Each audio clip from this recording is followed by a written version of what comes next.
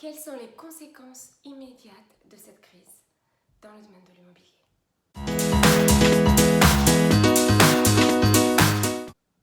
Bonjour, je suis Détéline Duteil, investisseur et coach en investissement immobilier. Je vais être honnête avec vous. Personne n'est aujourd'hui capable de prédire quelles seront les conséquences. Tout ce qu'on voit, tout ce qu'on constate, c'est qu'elles seront énormes.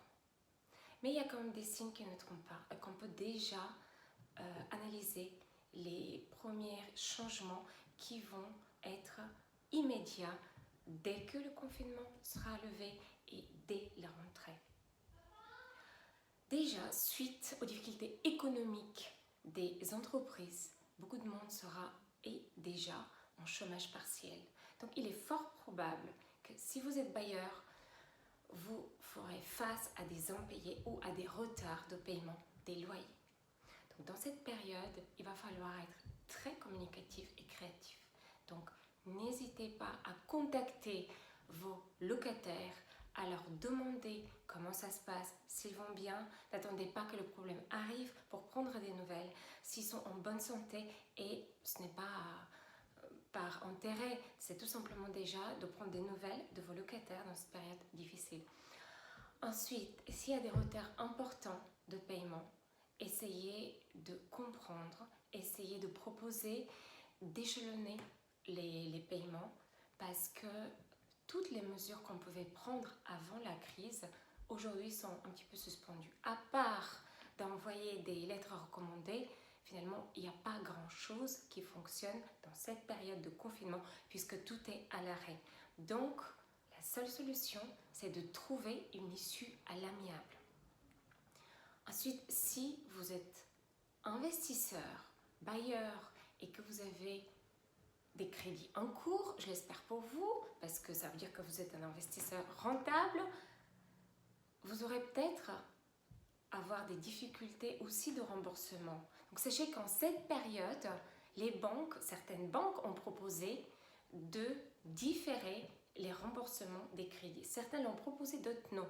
Mais vous pouvez demander à votre banque un différé de 3 ou 6 mois. Ce ne serait pas gratuit.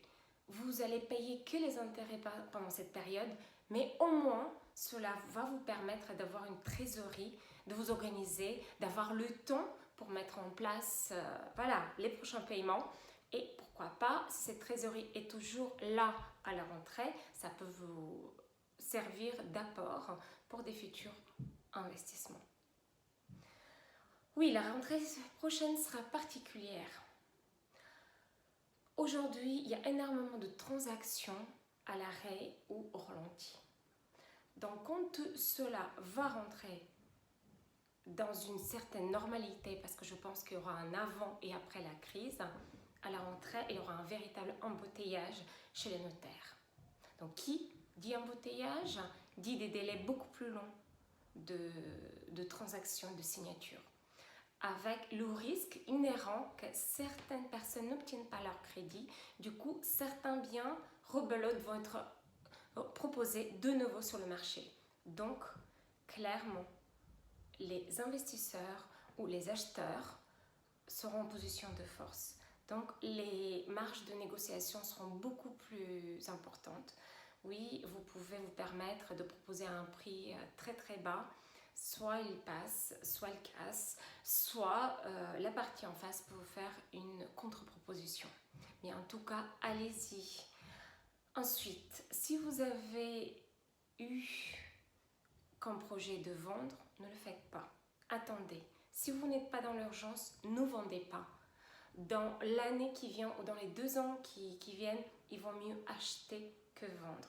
Tout simplement parce qu'il y aura énormément de biens en vente et du coup, les acheteurs pourront dicter leurs conditions. À moins que vous êtes dans une catégorie spéciale. Il y a un seul moyen de s'en sortir dans une situation tendue, c'est de proposer des produits rares. De proposer un bien, un appartement, maison, loft, ce que vous vendez en fait, en dehors de la norme, parce qu'il offre un confort, une qualité, un cachet exceptionnel. Donc, réfléchissez-y. Est-ce que vous pouvez améliorer? Est-ce que vous pouvez rendre le bien qui est en vente rare? De ce fait, sa valeur perçue augmentera et de ce fait, vous aurez certainement plus de propositions sérieuses. Dans ces temps de crise, il est important d'analyser la situation. Qu'est-ce qu'on est en train de perdre, mais qu'est-ce qu'on est en train de gagner aussi? Je ne pense pas qu'une fois la crise passée, ce serait plus facile. Je pense qu'on s'installe dans une période compliquée qui va durer.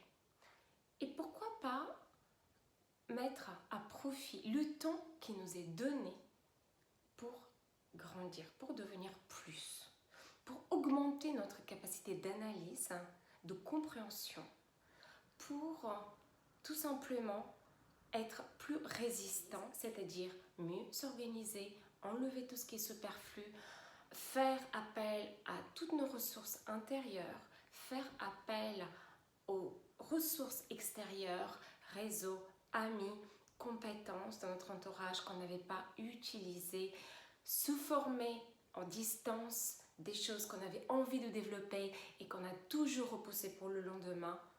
Et c'est peut-être d'investir dans de nouveaux projets, dans le développement d'une marque. Voilà. Tout l'épargne qu'on a, tout ce qu'on a mis pour des jours meilleurs dans les banques, on peut le sortir. Car il ne faut pas garder beaucoup de liquidité dans les temps qui courent. Et on peut le sortir et investir dans l'économie réelle. Donc voilà, quelques réflexions, il me semble, qui peuvent nous permettre d'avancer un peu plus sereinement durant cette période compliquée. Merci d'être resté avec moi jusqu'à la fin. Abonnez-vous à la chaîne si ce n'est pas encore fait et téléchargez mon bonus Créer un bien d'exception qui se trouve juste en dessus de cette vidéo. Je vous dis à très bientôt. Bye bye!